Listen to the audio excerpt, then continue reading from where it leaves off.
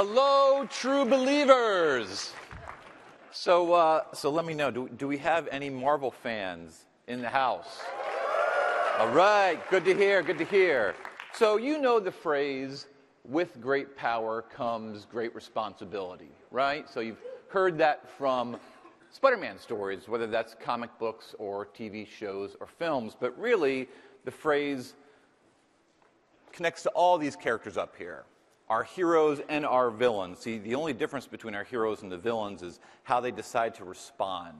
The choices they make once they realize they have power. So that's the phrase, with great power comes great responsibility. And I learned that phrase early on. See, like the characters, I had moments in my life that made me make decisions. I was lucky when I was very young, when I was like 4 or 5, my mom let me watch reruns of the 1960s Spider-Man cartoon that was kind of made up with panels from the comic book. And something about Spider-Man just grabbed my attention. I don't know if it was those bright primary colors, the red and the blue. Perhaps it was his big white eyes. Maybe it was because he was young and funny. I don't know. But something about Spider-Man really grabbed me like no other character had before. In fact, I was into him so much, I remember 2 years later, it was the book fair for my second grade class at school. And I walked in, and there against the back wall, I saw Spider-Man. Not actually Spider-Man, it was a small reprint, paperback-sized reprint of his comic books, Amazing Spider-Man 7 through 13, I never forget. And I walked up, I grabbed it, and I bought it. And I read that book over and over and over again. And it opened my eyes to a whole new world. It introduced me to the Marvel Universe. And from that moment on, I was hooked. That was my thing, comic books. And I was one of those crazy kids who never stopped. I read them through grade school, through high school, and even through college. And I had a pretty good collection until the summer between my freshman and sophomore year at college. I remember it was one evening, and I saw some weird lights out the window. And this was an apartment I was living in with my mother. My parents had divorced when I was in high school. So I saw these weird lights. I go outside, and I see that the apartment building that we live in is on fire. And the flames were starting over on one side, and our apartment unit was down here. And as the flames started going across the building, I was running in and out of the apartment building, grabbing things that I thought we couldn't replace. So these were years before we had such things as an iPhone. I know, horrible. So our pictures were physical. They were in photo albums. So I was running in and out of the building, our apartment building, grabbing photo albums. I was grabbing some pieces of furniture, pictures off the wall, whatever I could grab that I thought had sentimental value. And then I remember the lights went off in the building, no more electricity. And I knew I had one more chance to go in. So I run in, can't see really, I'm feeling my way through the apartment, down the hallway, into my bedroom. I open my closet door to get one more thing from the apartment, a box of comic books. Now you might think that's kind of crazy. Why would someone run into a building that's on fire to get comic books? Well, I mean, at that moment, it kind of crystallized in my mind how much the comics and these characters meant to me. So I mentioned my parents had a divorce, and if anyone who's been through a divorce or experienced it as a child, you know how unsettling it is, and it sort of rolls this grenade into your life. But during our moving around, whatever was happening in my life, and even the fire, I had really good friends that helped me through these events in my life. And luckily, those friends helped guide me eventually to work for Marvel, the company I dreamt of working for ever since I was that little kid watching the cartoon. And when I got to Marvel, that's when the real learning began. And that's when that mantra of, with great power comes great responsibility, really sunk in. See, not only does it apply to our characters and the decisions they must make with their abilities. It also applies to us, the employees at Marvel. So we say to ourselves, what is our power? Where our power is, we're able to work with these amazing characters. Only we can. Our other power is our storytelling skills. We think we're pretty good at telling stories, whether it's in film or in print or through video games. That's where I work now as a creative director for the Marvel Games division. So if that is our power, the characters and the stories that we tell with them, what is our responsibility? Well, our responsibility are to create stories that in some way help people, that connect to them, that speak to them, and hopefully give them inspiration in a way that they can then apply it to their lives. Now, I mentioned I had some friends that helped me through my life and led me to Marvel and to embrace power and responsibility. And even though we grew up at different times, probably in different locations around America, and if not around the world, I think you know my friends. I think you do. Let's see, there's 6 of them I want to talk about today. My first friend, he was a skinny kid. He grew up in Queens, and he really wanted to give back to his country. He wanted to serve the country. And he thought the best way that he could do that would be joining the military.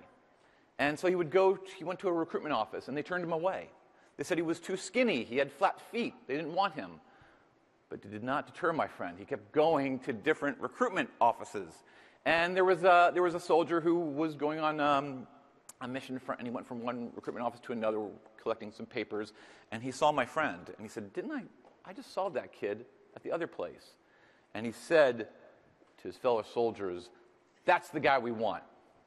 And the other one said, him, the skinny one? And he said, yeah. See, it's not about this muscle right here. It's about this muscle. I can see this kid has heart. He's not giving up. That's the kind of person we want on our army. So my friend was lucky. He succeeded. He got in. He became a soldier. He not only became a soldier, some called him a super soldier. In fact, some call him a living legend of World War II. So I guess you can guess my first friend, right? Captain America! So here's the cover to his first comic. See the date up there, 1941. And what's remarkable and really cool about this cover? Well, what is he doing on it? Who's he punching? Hitler! Because that's what you would do, right? If you were in a room with Hitler and you had the shield and the powers, you'd sock him in the jaw. Little problem with that. See, this comic was published in the summer, 1941, months before December, months before Pearl Harbor, months before America was officially entered into the war. So when his creators, Jack Kirby and Joe Simon, came to work, they were in trouble. There were protesters outside. And when they got up into the offices of Timely Comics, and that's what Marvel was before they were Marvel, we were called Timely. They got up to the offices, they were yelled at by the publisher. He said, Jack and Joe, what are you doing? You've published a comic book with a character named Captain America, of all things. And he's wrapped in the American flag. And he's punching in the face the leader of a country that we are not at war with. What the hell are you doing? Now, it was at that moment someone came running in from the sales department. Boss, look at the numbers. Keep doing it. It was an immediate hit. Sold out. Why? Because it was wish fulfillment. Jack and Joe were using comic books as their art form to make a statement. They were both Jewish. They had relatives and friends back in Europe. They knew what was going on. They knew about the ghettos. They knew about the work camps. They knew what the Nazis were doing, and they thought America should go over there and stop them. It's also important, what did they give Captain America? What is he holding? Is it a bazooka? Is it a machine gun? No, it's a shield. Like I said, these comics are an art form. They send messages. So I think they chose a shield because what does a shield do? Well, it defends him. Look, it's blocking that bullet. They were saying a message that Captain America and America itself should go over and protect those that can't protect themselves. So it was a big hit. But like I said, it was controversial because some felt we should still be isolationist, and why is he punching this leader of this nation? But they felt it was more important to make this statement. And that's not the last time that we've made statements with Captain America. So here we have a cover to an issue that came out just a year ago, but you see that's someone different in the suit, right? So you see above the Captain America name, Sam Wilson, the Falcon, who you may know from the films, from Captain America Winter Soldier, Captain America Civil War. In the comic books, he was Cap's partner. In fact, there was a time for about 50 issues where they changed the name of the comic book. And it went from being Captain America to Captain America and Falcon. And I know for me as a young boy, to see a white man and a black man from different backgrounds as equals working together, that had an effect on me. So we recently did a story where Steve's super soldier serum was running out, and he said to Sam, America still needs a Captain America. Will you take the shield? Will you take over for me? And we did, and he said yes. We published this, and of course we had some reactions. People were not happy, and we get it. You know, people feel, why are you messing around with my character? You know, you're ruining them. Why are you changing things? And we even get people saying, you know, why have you turned Captain America black? And we had to say, well, we didn't turn Steve Rogers make him into a different race. This is actually Sam Wilson, and he's earned this. He stood behind Captain America and with him for decades. He deserves his chance to be Captain America. Now, why did we do this? Well, we like to try different things with our characters and stretch the brand and push the brand. But we also like to say things. So I'm just thinking in my mind, I don't know exactly what the creators were saying, but I think perhaps they were saying that it doesn't matter what the color of your skin is. If you have the heart, you can be Captain America too. My next friend, he was also a skinny kid. He was from Queens as well. He was a bit of what you would call a nerd. He was picked on by the jocks. See, he was really into science, my friend. And he was an orphan, and he was raised by an older aunt and uncle. And he really felt the world was against him. And one day his uncle said to him, hey, when you grow up, you're going to have a lot of power because you're smart. So when you do grow up, you should use your powers responsibly.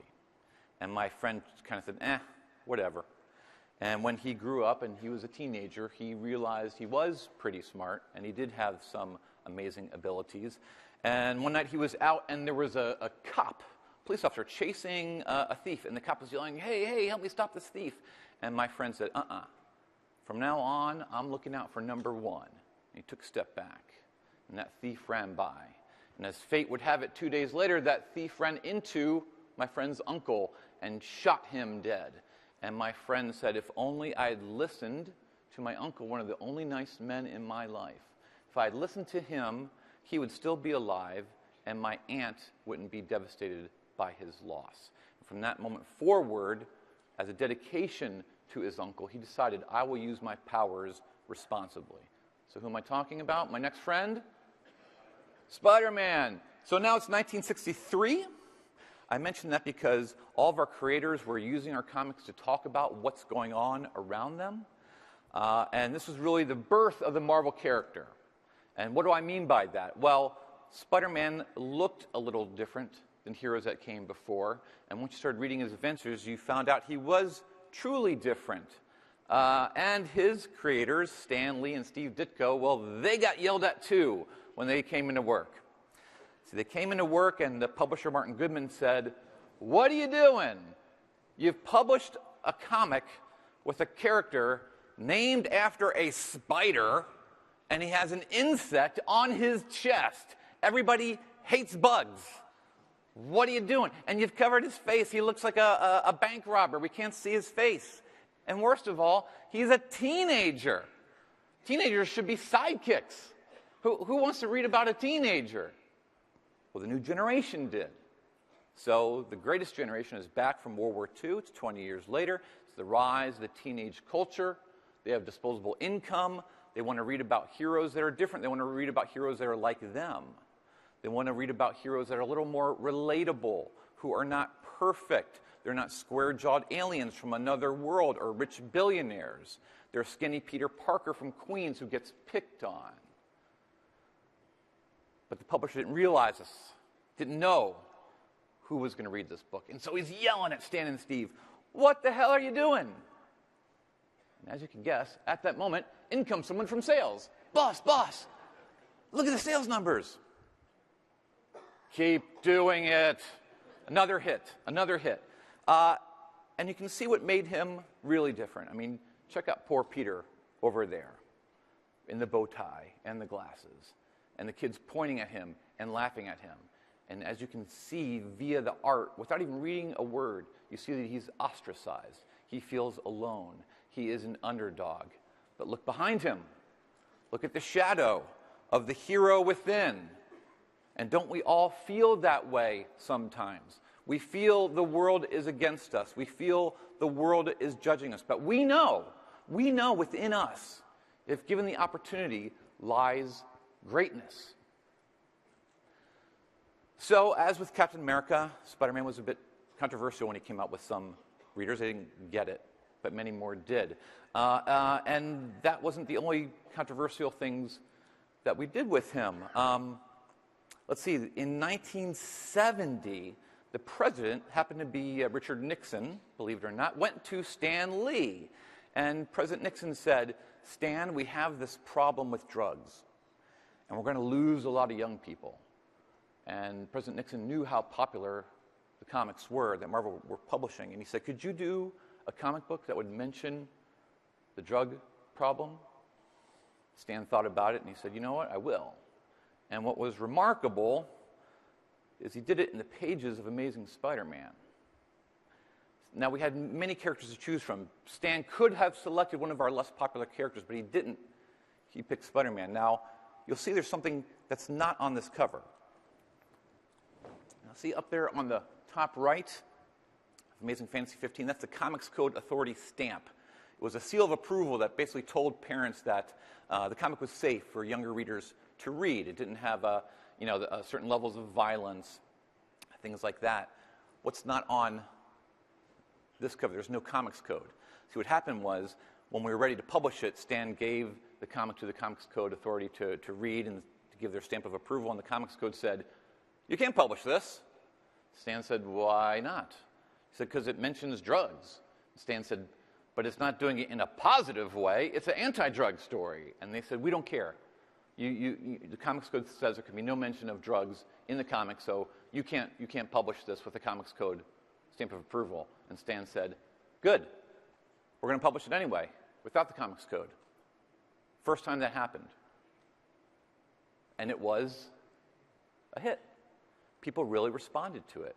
They responded to really kind of a smart, difficult story. In the story, Peter's roommate, Harry Osborn, the son of the Green Goblin, had a pill problem.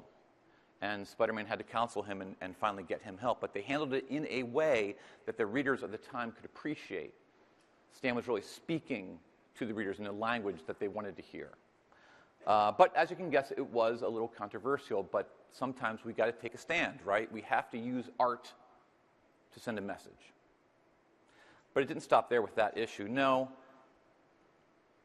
we use Spider-Man from time to time to speak to other things. So in this case, it was 2011, and we had a line of comics called the Ultimate line of Marvel Comics. They were set on another world where we kind of started, we started now. Rather than having our history starting in the 60s, we kind of started this new line. But we wanted to make it different. We wanted to make it unexpected. And so actually on that world, that Peter Parker died in battle, protecting Aunt May from the Green Goblin. And in that reality, there was a boy named Miles Morales who happened to also be infected by a spider bite.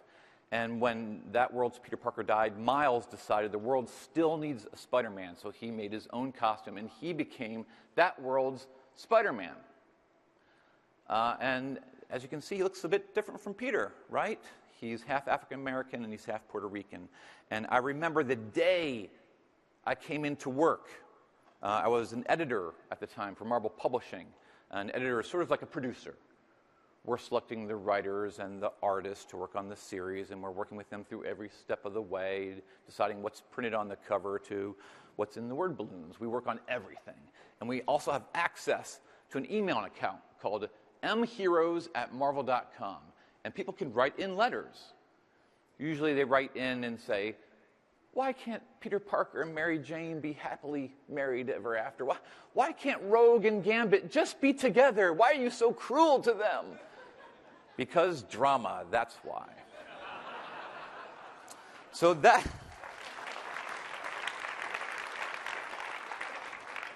remember, I came in, and our offices and that email account were flooded with letters, and some of them weren't happy.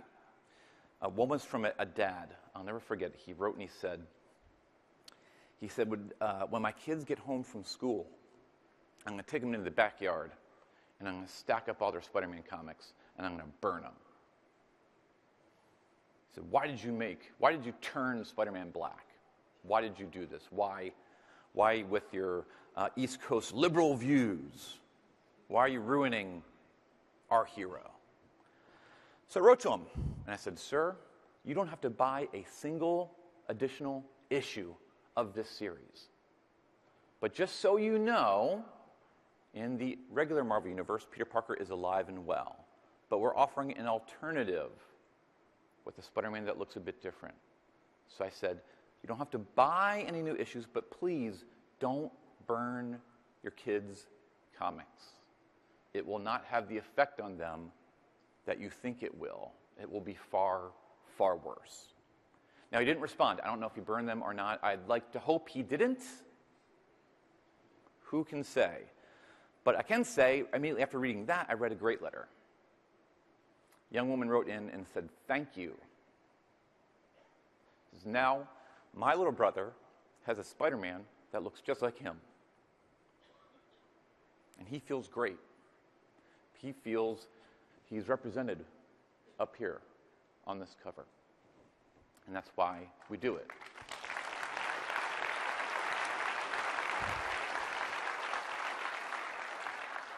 All right, my next friend, let's see.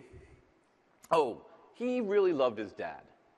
His dad led this, more than a business, like an empire, you could say. My friend really, he loved him, and he hoped to one day take over for him. And as fate would have it, his dad was killed, and my friend did have to step in for him and run the empire. And he found it was so much more challenging than he ever knew. And he realized it was constantly under attack by others outside of it. And he had to find the courage within himself to step into the boots of his father, but to become his own person. I'm talking about the Black Panther, who many of you may have been introduced to in the latest Captain America Civil War movie.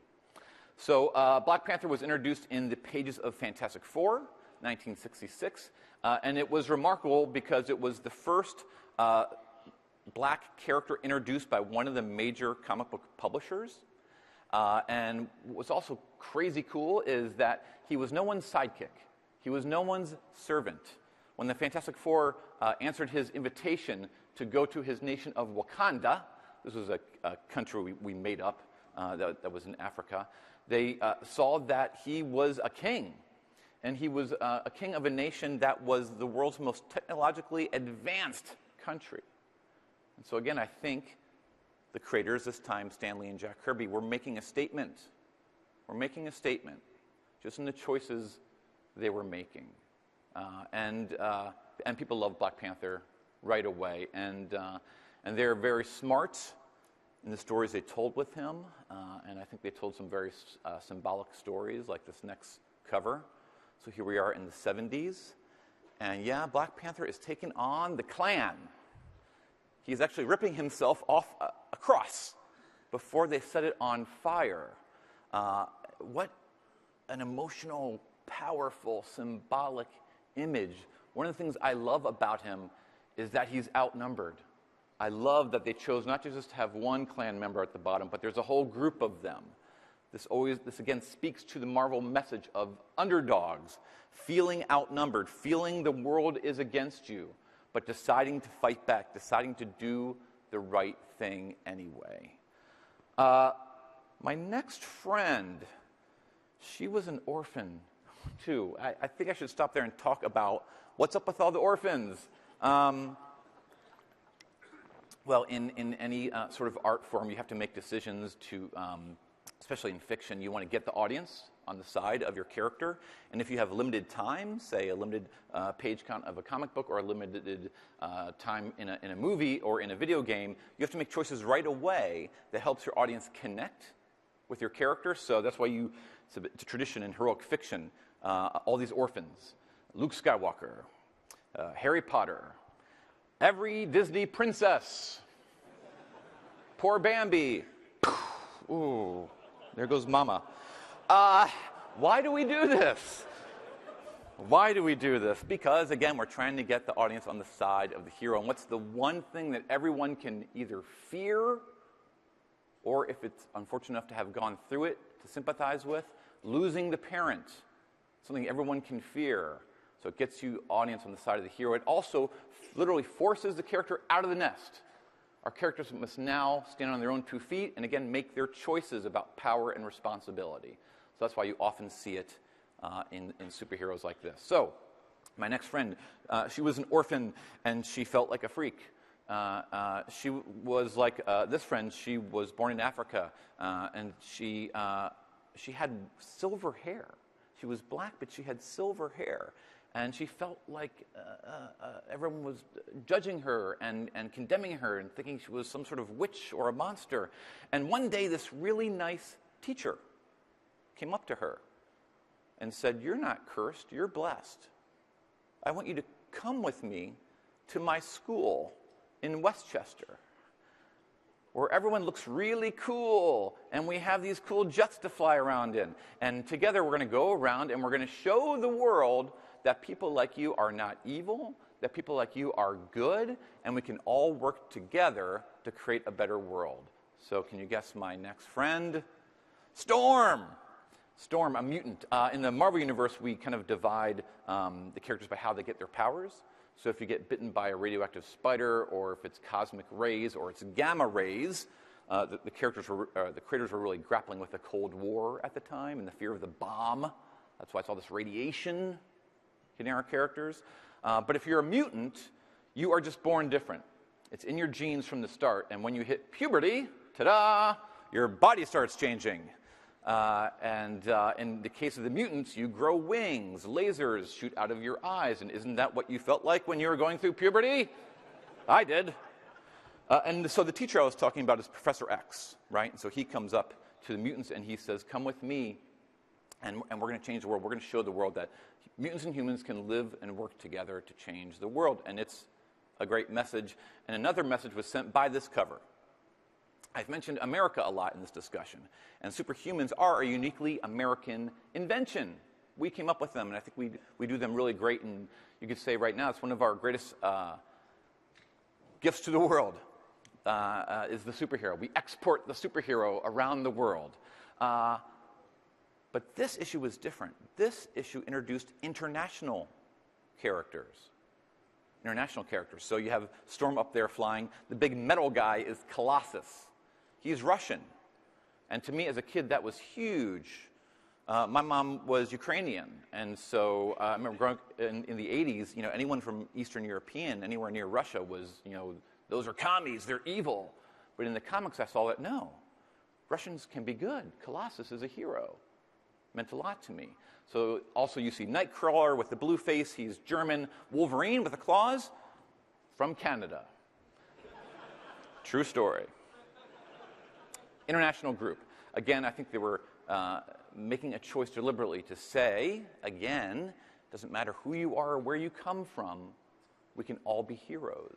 We can all be heroes. And Storm was really unique because she wasn't only just really powerful. She can control the weather. She can make it thunder and lightning and storm. Not only that, but she had real strength of character. Real strength of character. I mean, look at this next cover. That's her rocking the Grace Jones look with the mohawk and the leather. And she was saying to the world, hey, this is me. Love me or hate me, this is who I am. Now, this issue was significant because she actually challenged Cyclops for leadership of the X-Men. And she did it at a time when she was zapped by a gun, and she didn't have her mutant powers. But she was very smart, she was crafty, and she beat Cyclops. So here I am, this white kid. At the time I was living down south in Tennessee, and I read a comic book where a black woman defeats a white man for leadership of Marvel's most popular and powerful super team. And you know what I said and readers around the world said? We said, all right, cool. She's earned it. She's earned it. So I think stories like this and images like this, they have an impact. And Storm isn't the only powerful female that we have. We actually have a tradition of strong women in the movies you've seen, Black Widow and Scarlet Witch, and we announced we're finally going to do a female solo movie, Captain Marvel. We have a history of these strong women, and we like to celebrate them. So this year, we did an event called Women of Power. It was kind of a salute to International Women's History Day, and so we said, let's do a whole month to celebrate. So up top, you see these images. We created these covers. We created 24 different variant covers that were going to go on our comic books. And I knew we were doing this months in advance.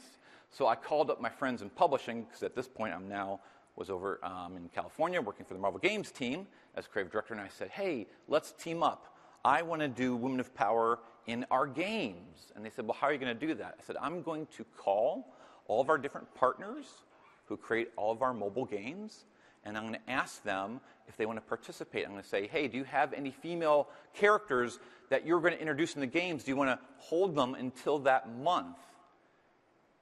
And everyone whose logo you see up there said yes. And so we did the Women of Power event in games. It was covered by Entertainment Weekly, and then Forbes picked it up. And it was a way for us to make a statement without even saying anything. See, at the time, you know, the story of Gamergate was in the news, and people were asking me, what do you think of Gamergate? And I said, what do I think? We love our female readers. We love our female characters. We love most of our staff is female. We want to invite everybody to the party. And that's what the Women of Power event represented, and that's what it said, with us having to make a statement on it. My last, yes.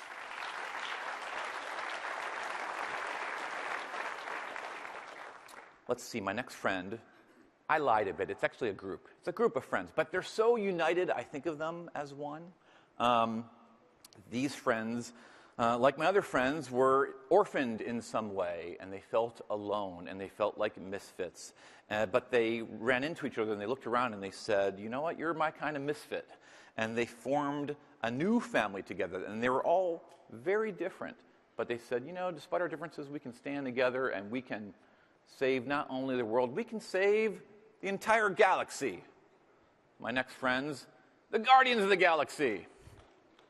Now this, yeah. Yes, that's a talking raccoon and a walking tree. That does deserve applause. So this cover that came out in 2008, I was actually the editor of the series at the time. I was asked to edit our cosmic books, and I wanted to do a team book. I had a book that was a solo hero called Nova, and I said, well, I want to do a team, but I want it to be, you know, the freaks and geeks of the Marvel Cosmic Heroes. I want it to be a true Marvel creation. And then I got this name, Guardians of the Galaxy. There was a team in the 70s with that name, and we hadn't used that name in a long time. And I'm like, I want to use, this name is perfect. You hear it, and you know instantly what they do. They guard the galaxy.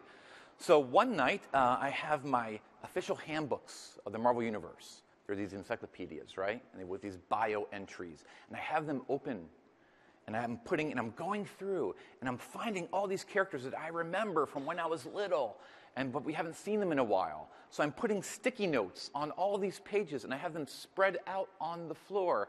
And my wife comes in, and she says, "Billy, what are you doing? You're making a mess." I said, "Honey, I'm building Marvel's next great team, and this is going to be our star." I show her a page, and she says, "Is that a squirrel?" And I said, "It's a raccoon." Back in the 80s, there was a miniseries called Racoon that I thought was just awesome. I mean, it was a raccoon with a big gun and a jetpack and a bad attitude, and who doesn't love that? And I thought if we just give them the right platform, then the world will love him. And I just continued on that role, and I found all these crazy characters: Groot, a walking tree, and Drax, this weird, big, muscular, but not too smart assassin. And Gamora, the most deadliest woman in the galaxy. And that's Star-Lord there, holding the gun. And it didn't have a huge following, but the people that read the comic really loved it. And I remember one day my phone rings. Hello? It's a friend over on the West Coast. And he's like, "Bill, the crew here at Marvel Studios, we really like your cosmic books, and especially Guardians of the Galaxy." I'm like, "That's cool. Cool, I'm glad you like it." He's like, No, we really like it." So what does that mean? "Can't tell you, bye." Click. Well, what do I see months later? The movie poster. And I said, "That's our Guardians. They made it about our team." And what was remarkable about the film, and of course it was great, the script was fantastic, and the director, James Gunn, and the cast, just beautiful, was awesome. But what was unique about it was the content was rather new for a Marvel Studios movie. Usually we look back, if you think about Iron Man and Captain America, we look back at the original comics back in the 60s, or in even Cap's case, the 40s, and we base the stories on that, but they were basing this content from just a few years ago.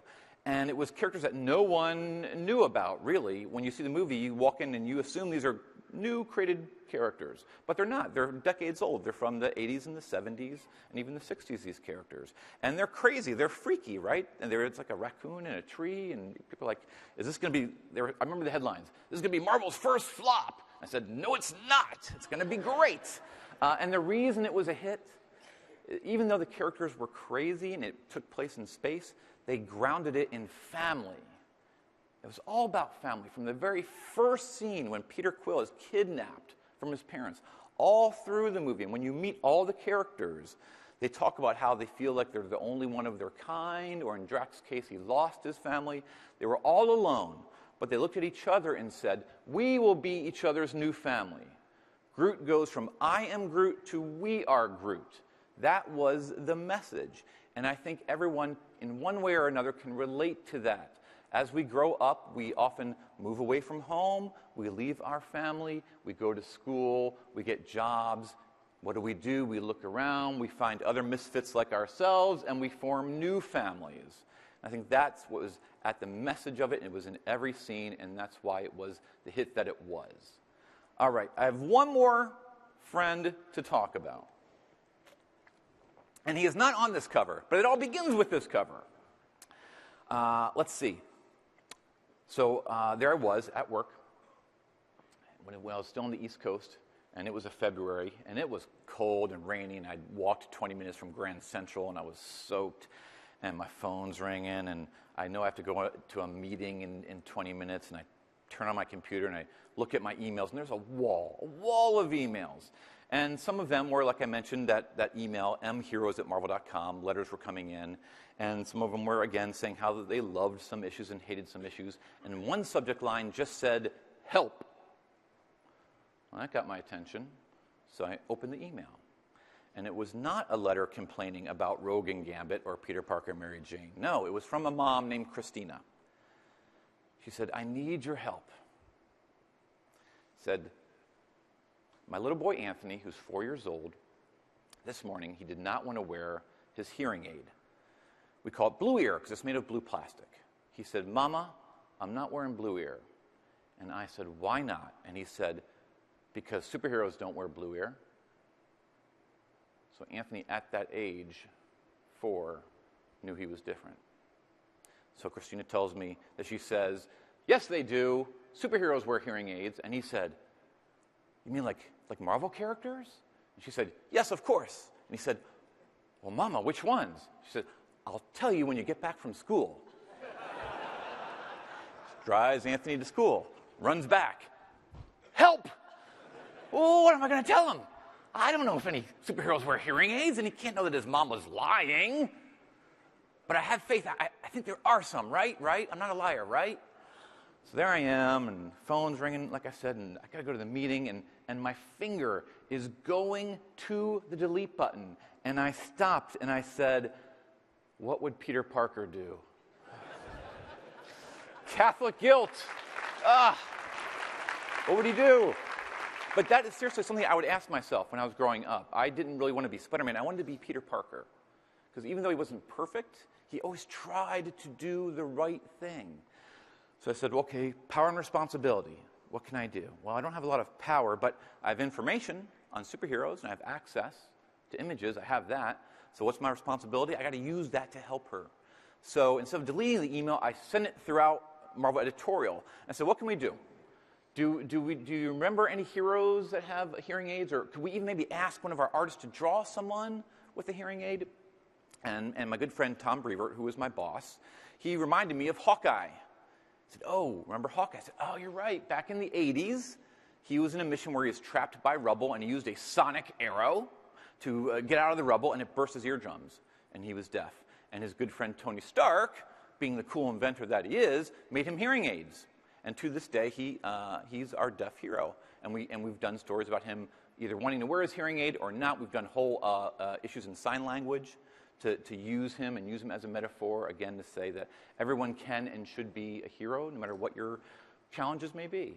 So I went through our digital backlog, and I grabbed this cover, because it was one of my favorites when I was growing up, and I sent it to Christina, and I said, Christina, I want you to show this cover to Anthony and tell him that not only do superheroes wear hearing aids, but a member of the world-famous Avengers wears a hearing aid, and if Anthony wears his hearing aid, we will make him an honorary Avenger. And I thought, okay, good deed done for the day. Off to my meeting I go. The next Monday, I get in my inbox this piece of art.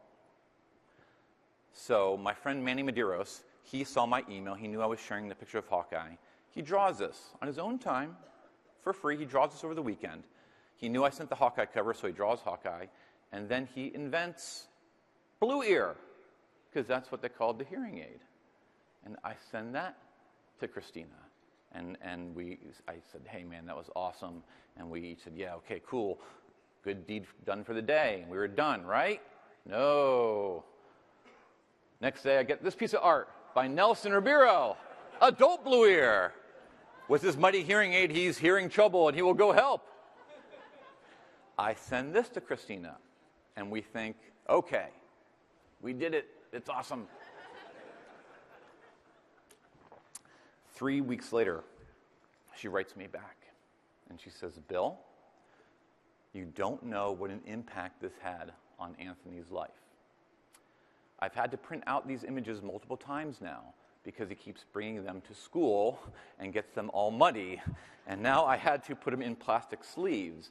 And he brings them to school, and he goes to a school for kids with hearing challenges. And his other classmates see them and get so excited, and they feel acknowledged and represented, and they see themselves up there. And the teachers saw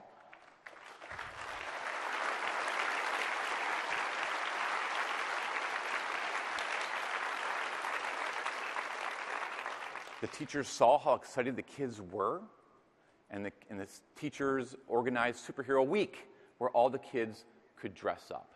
And as fate would have it, Anthony's grandfather is a state senator.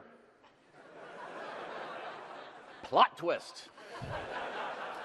So one day, the senator is at work, and a reporter comes up and says, hey, do you have any good, juicy, negative political gossip for us? And he says, no, I have a good story. These people at this company took time out of their day to draw these pieces of art and send it to my grandson. And it was covered by the local news, and it started getting picked up by more news sites. And then I have the New York Daily News on the phone wanting to ask me about this, and the New York Post. And from that day forward, I kept receiving emails from families saying, I heard about Blue Ear, can you send me the comic book? And I had to keep saying, there is no comic book. There's just these pieces of art. But I kept getting these emails, kept getting them. And I bugged the hell out of my bosses. And I kept saying, we need to do a comic. We've got to do a comic. There's a need for this. Families need this information. Kids need to see themselves like this. So I kept bugging them, and at the time I was working with a division called Custom Publishing, where we would work with clients outside of Marvel, whether it was Visa or Cirque du Soleil or Harley Davidson, you name it. And we would create things like those. Does anyone remember those old Hostess fruit pie ads with our characters? Yeah, it was good stuff. That's the kind of stuff we make. We would make comics, posters, advertisements using our characters in an authentically Marvel way to also promote another brand. So finally, we partnered with the Children's Hearing Institute, and we made a comic book. But we decided, hey, let's use Iron Man front and center. Why? We want to get everyone's attention. He's one of our most famous characters now. But not only is he famous, he's a metaphor. We use him as a metaphor. We said to the kids, hey, if you have to wear a hearing aid like Blue Ear, or if you have to wear a cochlear implant, that's Saphira on the other side in the pink, because this is in the tradition of women of power. We wanted to have a female character for young women to see. So we said, hey, if you have to wear a hearing aid or cochlear implant, you're just like Tony Stark. He uses his tech to be the best he can be. You can use your tech to be the best you can be. And the comic came out, and the day it came out, I got emails from Italy and Australia saying thank you and asking for copies of the comic book. And that created another wave of press. Yes, it did not stop. And one day, I get a call, and I was asked to go on CNN. I'm like, all right. So I'm in the limo, going into Manhattan. Doot, doot, doot. Mom? Yes, Billy? Mom, in a half hour, I want you to turn on CNN. I'm going to be on. Billy, what did you do? No, Mom, it's good. It's Blue Ear. It's Blue Ear. I'm going to be on the show, and actually Christina and Anthony are going to be there, and we're going to meet up, and they're all going to be able to meet. And then guess what? Then we're going into the Marvel office together.